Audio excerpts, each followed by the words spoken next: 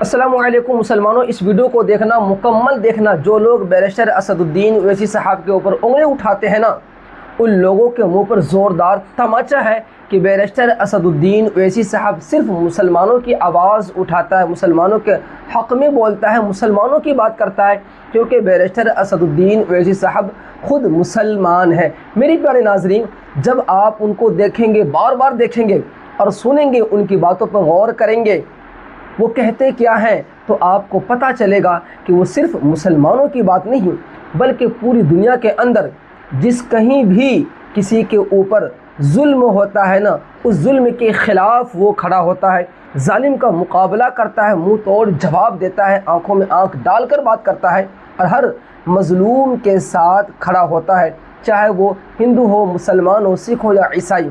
अगर आपको यकीन नहीं आता तो मुकम्मल आप इस वीडियो को देखें कि भरत तिवारी के साथ जो भी कुछ हुआ, ये मुसलमान तो नहीं था, ईमान वाला, कलमे वाला तो नहीं था, कि आप कहेंगे इसलिए बैरिस्टर असदुद्दीन ओवैसी साहब इसके हक़ में आवाज़ उठाई, इनके समर्थन में आए। मेरी प्यारे नाजरीन, एक हिंदू भाई हैं, नौजवान हैं, गरीबों के लिए जीता था, गरीबों की आवाज़ उठाता था, लेकिन उनके साथ जो भी कुछ हुआ सोशल मीडिया पर आप जाकर देख सकते हैं, बेशुमार वीडियो है। लेकिन सबसे पहले इनके लिए आवाज़ अगर किसी ने उठाई तो बैरिस्टर असदुद्दीन ओवैसी साहब हैं। खुलकर चैलेंज किया, खुलकर इसके हक़ में बोला, जालिम को ललकारा कि जो तुमने किया वो गलत किया। आइए मुकम्मल आप पहले इस वीडियो को देखें। इस वीडियो को देखने के बाद नसीहत के तौर पर 2 लाइन मेरी आप ज़रूर सुनना। पहले आप इस वीडियो को देखें। दोस्तों, वीडियो दिखाने से पहले आपसे एक छोटी सी अपील है, अगर आपने हमारे चैनल को सब्सक्राइब नहीं किया है तो सब्सक्राइब कर ले, वीडियो को लाइक कर दे और एक छोटा सा प्यारा सा कमेंट कर दें। हम आपके कमेंट को बहुत शौक से पढ़ते हैं, मैं नहीं, मेरे अब्बू पढ़ते हैं। लोग मुझसे पूछते हैं क्या वैसी तुम क्या सिर्फ मुसलमानों की बात करोगे? नहीं, मुसलमान की बात इसलिए करता हूं, दलित की बात इसलिए करता हूं कि सबसे ज्यादा जुल्म उन पर होता है। बताओ, बिहार में एक नौजवान 28 साल का बच्चा भारत भूषण तिवारी, उसका इनकाउंटर करके गोली मार दी गई। वो सरेंडर किया अपने आप को पुलिस के सामने। अखबार हिंदू की रिपोर्ट है कि पुलिस वालों ने घेरा लेकर उसको 2 गोली मारी। वो भारत भूषण तिवारी मुस्कुरा रहा था, फिर पुलिस की गाड़ी में डालकर और 3 गोलियां मारी। वो भारत भूषण तिवारी मर गया। उसके लिए मैंने आवाज उठाई, ये नहीं देखा कि मुसलमान है। मैं एनकाउंटर के खिलाफ था और रहूंगा इंशाअल्लाह ताला। मेरा मानना यह है कि एनकाउंटर गलत है। जब कोर्ट, अदालत, संविधान BNSS है, तो फिर अगर एनकाउंटर से इंसाफ हो सकता है तो फिर कोर्ट को, BNS को उठाकर फेंक दो, कोर्ट को बंद कर दो। रूल ऑफ लॉ, संविधान की बात करता है। वो भारत भूषण तिवारी एक ब्राह्मण बच्चा था, एक ब्राह्मण बच्चा था, तो क्या मैंने देखा कि मुसलमान हिंदू देखा? नहीं। नाइंसाफी जहां पर होगी हम आवाज उठाएंगे।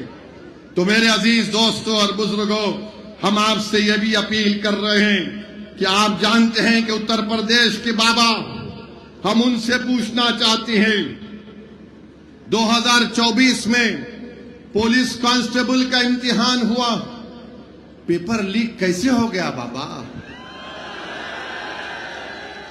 पेपर लीक हो गया। और पेपर लीक कहां से हुआ? गुजरात के प्रिंटिंग प्रेस से हुआ। पेपर लीक आप जानकर तकलीफ होंगी कि 10 साल में 48 मरतबा री एग्जामिनेशन हुआ भारत में। 10 साल में 48 मरतबा और 89 मरतबा पेपर लीक हुआ है। 56 इंच का सीना देश के प्रधानमंत्री का, मगर उसमें से भी पेपर लीक हो जा रहा है। 10 साल में 48 मरतबा री एग्जामिनेशन, 89 मरतबा पेपर लीक। महाराष्ट्र में टीचर्स का इम्तिहान पेपर लीक। माने बताओ ये लीक कैसे हो रहा है? अब हद तो ये हो गई। आप देखिए कि फिर दोबारा इम्तिहान हुआ, 28 लाख बच्चे इम्तिहान लिखे, कितने पोस्ट के लिए? कुछ 26,000 या 30,000 पोस्ट के लिए। मैं उन बच्चों से पूछना चाहता हूं, तुम नफरत करना चाहते ना, करो हमसे नफरत, मगर ये तो बताओ कि 11 साल में तुमको क्या मिला सिवाय नफरत के? 26,000 पोस्ट के लिए 28,50,000 बच्चे इम्तिहान लिखते हैं। बताओ आपको क्या मिला? आज हम आ रहे थे तो जहां पर हम होटल में ठहरे, मीडिया के लोगों ने हमसे पूछा कुछ बोल दीजिए। हमने कहा क्या सवाल है तुम्हारा? तो कहा वो चंदा चोरी पे कुछ बोल दीजिए, चंदा चोरी पे कुछ बोल दीजिए। मुझे याद है कि सुप्रीम कोर्ट ने अपने जजमेंट में कहा था कि 6 दिसंबर 1992 को जो हुआ वो एग्रेगियस एक्ट है, ये सुप्रीम कोर्ट ने कहा था। अब मुझसे पूछा गया कि बताओ आप इस पर आप क्या कहेंगे? तो मैंने इतना ही कहा, अगर ट्रस्ट में गलती हो गई, उस ट्रस्ट में एक मुसलमान को तुम मेंबर बना लेते और बाद में जब ये घोटाला सामने आया तुम उस मुसलमान को ले जाकर एनकाउंटर कर देते, बुलडोजर से उसका घर तोड़ देते, केस क्लोज्ड। चंपक तो मजे में है, चंपक अभी पूरे चंपक मजे में है। आप बताइए क्या हो रहा है? ये क्या हो रहा है बताइए आप? किसका घर नहीं तोड़ा जा रहा है?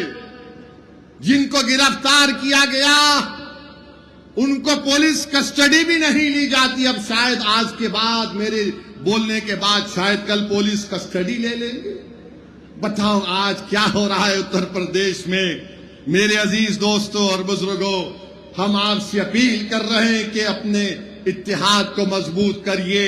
और ये बीजेपी आरएसएस वालों से हम पूछना चाह रहे हैं, ये चंपक आपका लाडला है या नहीं है? बताओ हमको।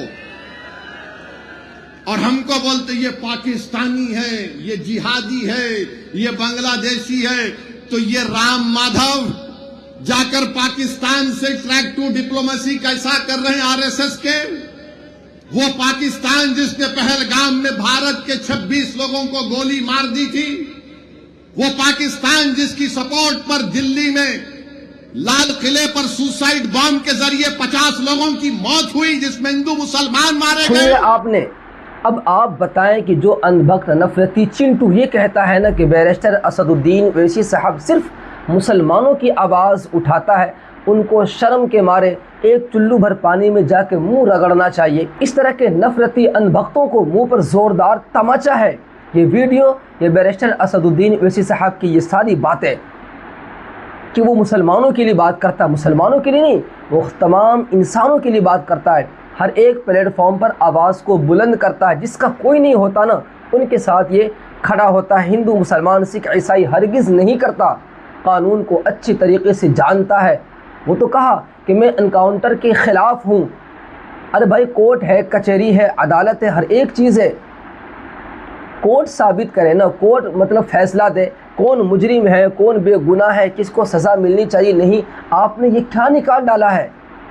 जब चाहते हैं किसी के घर पे बुलडोज़र, जब चाहते हैं किसी को ख़त्म, ये आप अपने हाथ में कानून को ले रहे। तो बैरिस्टर असदुद्दीन ओवैसी साहब की ये बातें उन अनभक्तों को अगर फिर भी अकल में बात ना आए, समझ में ना आए, तो उसकी उनकी हालत पर छोड़े। ये बात को तस्लीम कर लें कि असदुद्दीन ओवैसी साहब हक़ के साथ है, मज़लूम के साथ है, जालिम का मुकाबला करता है। हर एक इंसान जिसके ऊपर जुल्म होता है ना, वो उनके साथ खड़ा होकर उसकी आवाज़ बनकर तमाम दुनिया के सामने उसकी आवाज़ को लाता है।